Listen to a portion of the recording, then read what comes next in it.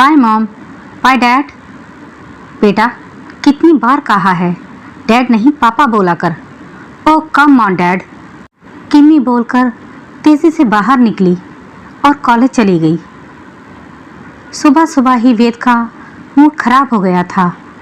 वेद, मैं अपनी योगा क्लास जा रही हूँ और फिर वहीं से अनाथ आश्रम के दौरे पर चली जाऊंगी और फिर किटी पार्टी। लौटने में देर हो जाएगी। माया से कुछ हल्का खाना बनवा लेना। और हाँ, किमी आज देरी से लौटेगी। भावना जल्दी जल्दी बात समाप्त कर निकलना चाह रही थी, तभी वेद ने पूछ लिया, क्यों, अब आज क्यों देर हो जाएगी?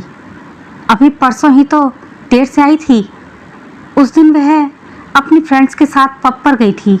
इन दिनों वह फिल्म इंडस्ट्री में एंट्री की तैयारी में लगी है। सुनकर वेद भड़क गया।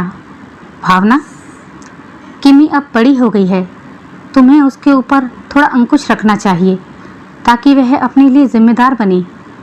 किमी के लिए बहुत अच्छा रिश्ता आया है। 2 दिन बाद वो लोग किमी को देखने आ रहे हैं। लड़का विकास कश्यप हाई कोर्ट में जज है। बहुत ही सभ्य और सुसंस्कृत परिवार है। मैं चाहता हूँ हमारी किमी का रिश्ता यहाँ हो जाए। इस बारे में हम रात को बात करेंगे। अभी मुझे देर हो रही है, कहकर भावना झटके से निकल गई। वेद उसे जाते हुए देखता रहा और ख्यालों में खो गया। सुप्रीम कोर्ट के जज वेद प्रकाश सिलौटिया को रिटायर हुए अभी कुछ ही महीने हुए थे, लेकिन इन कुछ महीनों में ही वे बहुत अकेलापन महसूस करने लगे थे। शादी के बाद मामूली घर से आई भावना का भी सामाजिक स्तर एकाएक ऊंचा हो गया था। वह कई स्वयंसेवी संस्थाओं और किटी पार्टियों की सदस्य बन गई थी। स्वयं उनके सेवा मुक्त हो जाने पर भी पत्नी की व्यस्तता बनी हुई थी, बल्कि पहले से बढ़ गई थी। बेटी के जन्म को 5 साल ही हुआ होगा। भावना पूरी तरह से भौतिकवादी युग में रंग गई थी। बेटी भी माँ के नक्शे कदम पर चल रही थी।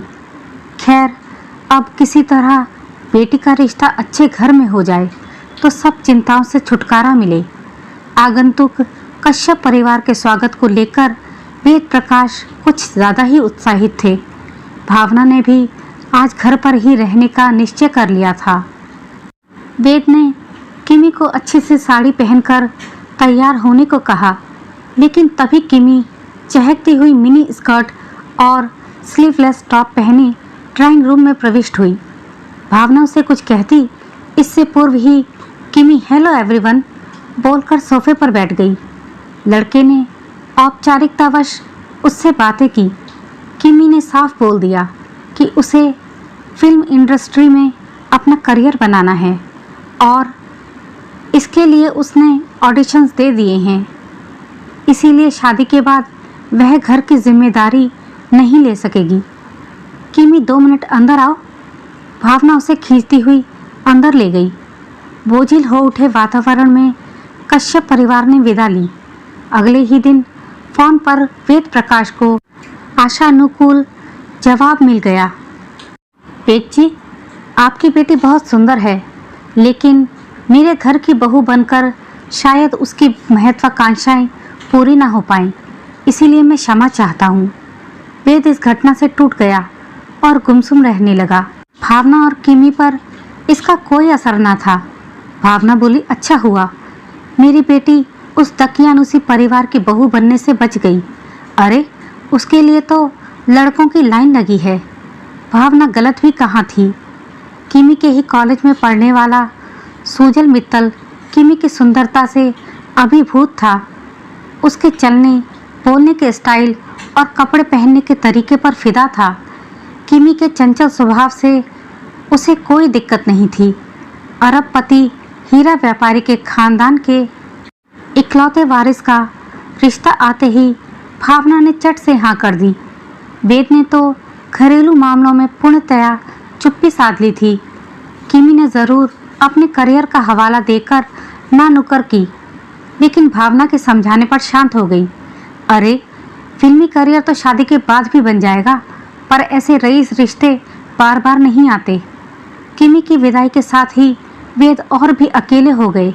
उन्होंने स्वयं को पूरी तरह तन्हाइयों में डुबो दिया। कभी लाइब्रेरी में पड़े रहते, कभी गार्डन में अकेले बैठे रहते। भावना पर इसका कोई असर न पड़ा और वह पहले से कहीं ज़्यादा क्लब व सोसाइटी में व्यस्त हो गई। शादी के बाद किमी का समय तो पंख लगाकर उड़ चला। सुजल के संग पार्टी, होटल, सिनेमा, फिर लंबे हनीमून में 3 माह कब बीत गए उसे पता ही न चला। सुजल ने जब पिता के साथ दोबारा ऑफिस जाना शुरू किया तो किमी के लिए दिन काटने मुश्किल हो गए। घर में रहने की आदत उसे शुरू से थी नहीं। उसने पुनः जिम आदि जाना आरंभ कर दिया और फिल्म प्रोडक्शन हाउस के चक्कर काटने लगी। सुजल के माता पिता को भनक लगी तो उन्होंने बेटे के माध्यम से बहू को समझाना चाहा, लेकिन किमी कुछ भी सुनने समझने को तैयार ना थी। जब इसी बात पर सुजल और किमी का झगड़ा हो गया तो वो गुस्से में घर छोड़कर आ गई।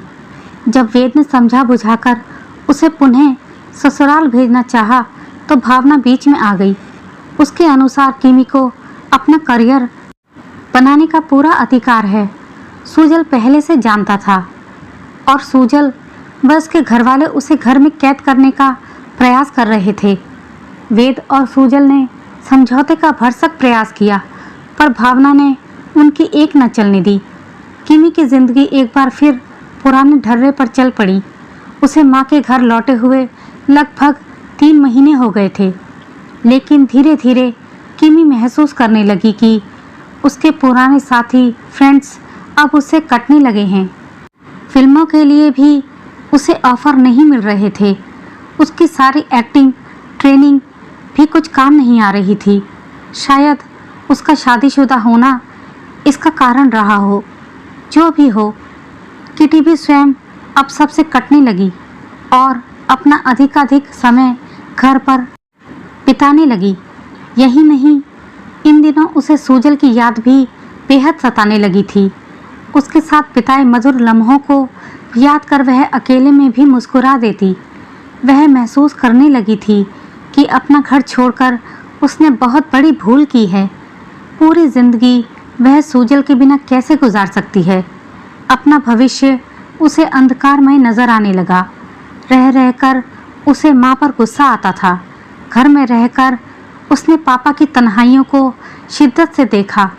जब वह पापा को दिन रात अकेले तन्हाइयों में डूबा देखती तो माँ के प्रति उसका गुस्सा दोगुना हो जाता। क्या उसके बिना सुजल भी इतना ही अकेला हो गया होगा?